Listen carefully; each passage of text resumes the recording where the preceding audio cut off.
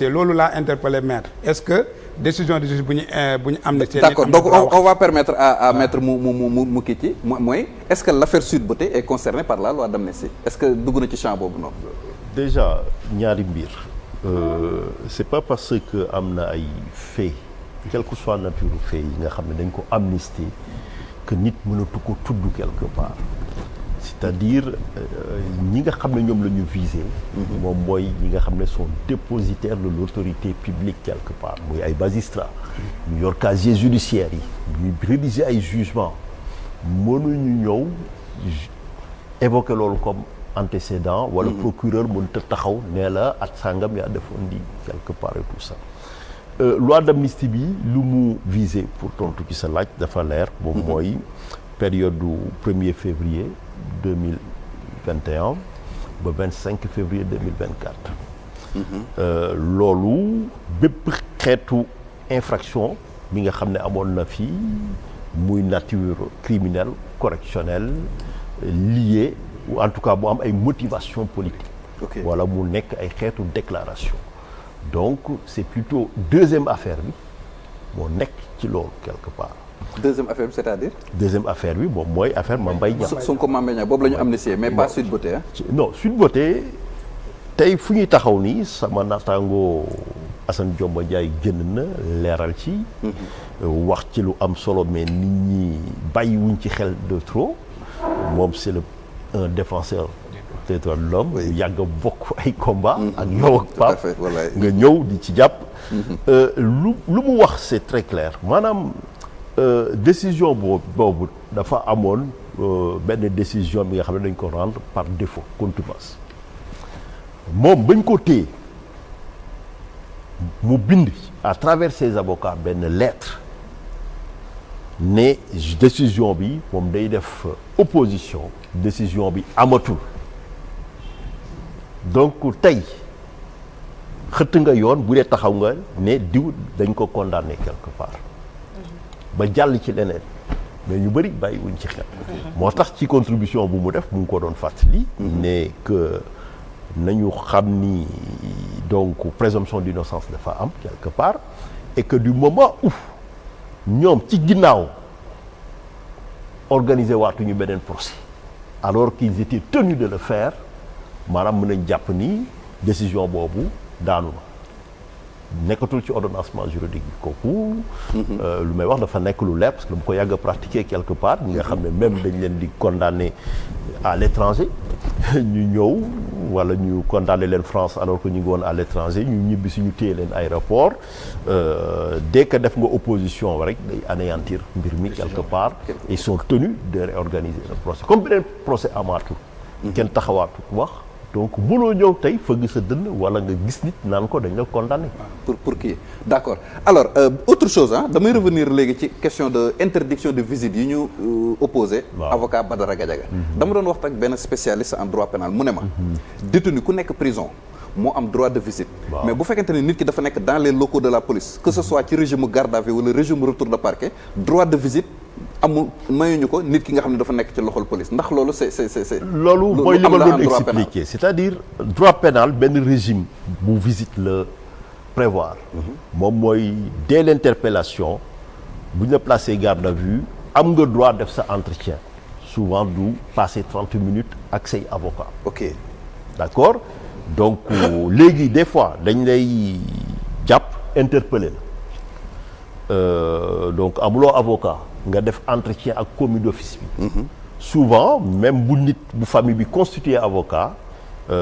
dañuy ne nañu xaar bu dee dafa am renouvellement au garde à vue ñooñu gis maanaam avocat bu bees bi souvent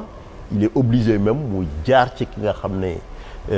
moom mooy premier avocat bi mu expliquer ko li nga xam ne jot nañ ko def quelque part donc pour tontu ci sa laaj dëggal li nga wax maanaam effectivement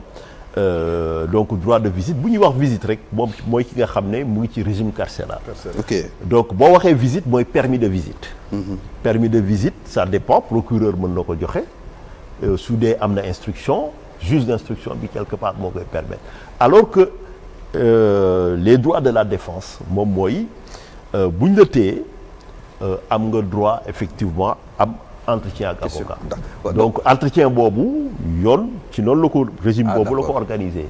mais ci ñaar yi amul moo tax ma doon wax ne comme régime retour de parquet boo fa nekkatee xamatuñu ci ban régime nga nekk finalement donc mënuñu sax am aménagement taxawaayu avocat kon su ma résumé sa kaddu yaag Pape Sané li ngeen wax problème bi ñaari mbir la benn bi mooy retour de parquet nit ku nekk en garde à vue wala retour de parquet benn amoo droit de visite deuxièmement bu dee retour de parquet la même bu visite naree am sax du waa police yi ko téye ñoo koy ordonné mais juge bi nga xam ne moo yor dossier bi moom moo ko war a d'accord une autre question Oumou Khayri waaw ma préciser quand même parce que souvent même bu dee texte yi dafa prévoir entretien ak avocat souvent dans le jargon sur le langage courant dañuy ne visite avocat mais c'est un habit de langage que de parler de visite de l'avocat. L'avocat va aller visiter à la maison d'arrêt son client, mais sinon il va s'entretenir pendant la garde à vue day dem waxtaan ak moom aussi bu ñëwee solo si moom mooy bu ñu la téye moom dès l'instant que ñëw na day gis ne yow yaa ngi ci sa jàmm dara mettiwu la donc il est un peu témoin quelque part justement man foofu laa bëgg mu ne un peu témoin léegi bu ñu ko daree renouveler nag bu ñëwaatee fekk leneen li nga xam ne am na ci foofu mën na xam ne ba ma la gisee donc genre seede la genre témoin la maanaam bu ñu la téye moom day ñëw aussi dañ lay informer que yow am nga droit donc docteur consulter la par exemple voilà aussi am nga droit wax ñu informer sa famille wala ci nga xam ne moom mooy ngay liggéeyal maanaam sa njaatige quelque part. d'accord léegi man foofu li ma jaaxal mooy c'est-à-dire que bu fekkente ne bu ñu permettre avocat Badara Gadiaga ñu visiter ko. est-ce que ce serait pas une manière protégée policiers yi parce que su boobaa. dinañu kat ñun week-end bi ñëw nañu gis suñu client nekk na ci état bu baax nekk na ci état bu bonne santé je donne juste un exemple bu yuuxu woon ne dañ ko torturer wala dañ ko fa duma. alors que ay avocats ñëw nañ pour gis ko ñu bañal leen ko. est-ce que loolu nekkul loo xamante ne quelque part day protéger un peu ñi nga xam ne ñoom ñooy takk der donc dinaa ci ñëw pour ñu tontu foofu donc coro ñu dem ci coro balaa sama petite sœur ñëw ci garde à vue bi laa bëggoon a wax puisque dañuy wax liberté d'expression par rapport ak ñi nga xam ne ñoom ñoo di journalistes yi ñu dem ñu tere ki nga xam ne moom mooy ses avocats pour ñu daal di gisante ak moom mais un journaliste génn daal di bind pour daal di méttitlu nekkin bi nga xam ne Badara Gadiaga mi ngi ko nekk foofu ci garde à vue ci condition de détention yi parce que gis nañu ki nga xam ne moom mooy journaliste bi nga xam ne moom mooy Madiambal Diagne daal di bind di ñaawlu ay ci karo yi lañ ko tëddal ay ci nangam ci sangam est-ce que d'après li mu bind suñu sukkandikoo moom ci information yi nga xam ne moom la joxe est-ce que dañoo bafoué li nga xam ne moom mooy droit wu Badara Gadiaga. d'accord xam naa ci leneen waaw daf ko bind ba pare bindaat rectifié ne non Badara Gadiaga nee na il est extrêmement bien traité. waaw. looloo tax ñu war a préciser. voilà parce que est-ce que liberté d'expression maye na li mu bindoon mu rectifier daf ko dellu si waat rectifier daal dina Badara Gadiaga est extrêmement bien traité là où il est. ok waaw. bu mu xëy juste ça aussi suñu paree ci loolu rek est-ce que moom tamit dara waru ko cee mën a fekk par rapport ak information bi nga xam ne génne na ko déjà vérifié wu ko parce que su ko vérifié woon soo vérifié woon xëy na du génn weddiwaat boppam est-ce que dara mënu ko ci fekk surtout nag ci nit koo xam ne dafa nekk garde à vue waxuñu sax nit koo xam ne nii ku di xëy na ku siiw la ñuy wax ak yeneen ak yeneen nga génn information bu toll ni loolu ay njabootam ñu ngi déglu keneen ak keneen mi ngi déglu nga génn information bu toll noonu. waaw loolu moom xam naa spécialiste yi dinañ ci tontu ma boole waale ko ak question mu xeer bi ñu tontuwaale ñaar yëpp ci leen laa bëggoon ñëw comme ki nga wax ni que dafa nekk retour de parquet nga wax ni que amul droit de visite tey jii moom bu ñëwoon war a jàkkaarloog enquêteur mu ne je vais pas parler en présence de mon avocat lan moo ko ci mën a fekk wala bu ay droit am la mu toog droit de silence je vais pas parler en présence de mon avocat. waaw kooku moom c'est ce qu'on appelle le droit au silence et le droit aussi de ne pas tenir des propos yi nga xam ne daf lay auto-incriminer maanaam bañ a tuumaal sa bopp wala dugal sa bopp quelque part quel que soit stade bi bu la neexee yow nga valoir ce droit au silence te du ma wax dara ok loolu droit wu nit ki la bokk ci droit ci àq ak yelleefu nit ki la bokk te kenn mënu la forcer ne la da ngay wax voilà encore une fois coow li lépp tey comme nu ma ko waxee code de procédure pénale dafa leer nañ maanaam étape bu ci nekk wax na ne gis ngeen ko waxuma sax Sénégal mais directive UMOA présence de l'avocat gis ngeen ko donc dès la première heure ça a donné lieu à un débat et à une décision communautaire fii gis nañ décision yi nga xam ne moom la cour de justice de la CEDEAO génne pour ne dañu ko war a appliquer quelque part donc kooku texte yi dafa leer. mais encore une fois dafa am benn affaire bi nga xam ne dañ ko toléré ci at yi passé. je pense que yéen ñëpp dund ngeen ko Pape dund nga ko beneen Pape bi dund na ko. way politique yu bëri dund. 10 retours de parquet. way politique yu bëri y compris le président de la République. qui a battu tous les records en termes de recours longévité retour de parquet. maanaam moom laa doon wax c'est-à-dire dañuy dem ba retour de parquet alors que loolu dafa waroo mais complètement ak esprit wu droit pénal xam nga tey bu ñuy wax ay droits de l'homme ay liberté maanaam daa am li nga xam ne mooy cëslaay bi mu ngi juddoo Grande-Bretagne laata France di ko dugal ci déclaration des droits de l'homme et des citoyens muy déclaration habeas corpus maanaam tu es un corps nit nga kenn mënu la teg loxo sans mu nekk juge bi nga xam ne moo koy contrôler donc moo tax même officiers yi nga xam ne dañuy contrôler dañu nekk ci garde à vue bi di ci yëngu du ñoom ñoo ko yor contrôle bi procureur wala substitut procureur moo tax ñu ne dañuy xaar parquet lu tax ñuy wax parquet parce que tout simplement dañuy jàpp ne magistrat la et que suñu constitution dafa ne kooku cëram bu njëkk moom mooy gardien des libertés loolu donc moo tax ñu ne vous êtes un corps nul ne peut s'en approprier sans le contrôle d'un juge maanaam loolu mooy permettre mais Sénégal fii dañu gis ne loolu dafa nekk prox ndoll bi nga xam ne daf fi installé wu acteurs yi quasiment dem ba nangu ko mu nekk benn coutume bi nga xam ne dafa dem ba jéem a en tout cas réviser suñu code pénal ba léegi Sénégal li ngay dégg ay retour de parquet mais bon donc après en France, ça n'existe pas là-bas. Ça existait à une époque le petit dépôt comme on disait mais bon voilà donc avec la montée des droits de l'homme ça a été voilà vite relégué parce que donc le retour de parquet c'est une pratique normalisée parmi tant d'autres pratiques man j'ai répertorié 20 pratiques normalisées au Sénégal yoo xam ni dans la pratique judiciaire dañ koy appliquer mais amul fondement légal loolu aussi pour tëj waxtaan nañ ci waxtaan bu yaatu ci assise de la justice bi nga xam ne moom la ñu def at bii passé et que ci recommandation yi encore maa ngi ko doon wax sànq